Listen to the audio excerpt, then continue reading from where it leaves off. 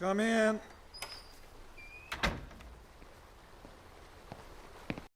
The next stories were told to me by First Sergeant Carwood Lipton as part of his memories for inclusion in the company ebook. Unfortunately, the first story, which is one of the best I have seen in the memoirs, did not make it into Band of Brothers, while the second story did make it into the Breaking Point episode. One man from E Company's 3rd Platoon had remarkable eyesight and was an exceptional shooter with a rifle. Darrell C. Shifty Powers was a tall, part Indian from Clencho, Virginia.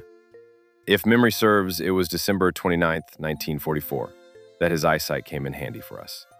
When we were in our strong defensive positions in the woods southeast of Foy, we could see the town of Noville across the open fields and down the road about 1.5 miles to the north.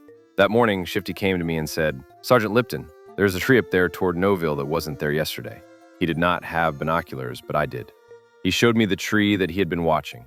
He said it was by the road leading into Noville, and I could see it with binoculars. It wasn't just one tree, there were others by the road too.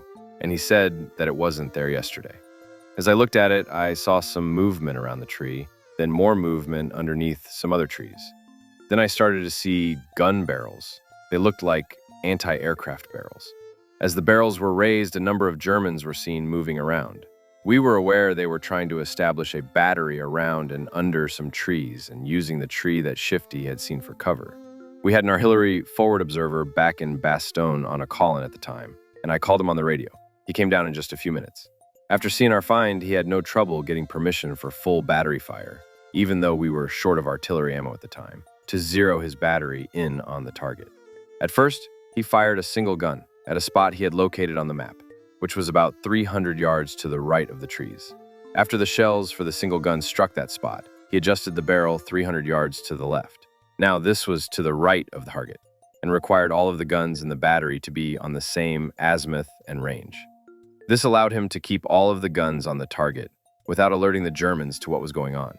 When that was finished, he gave the order for all the guns to fire for effect, some twice.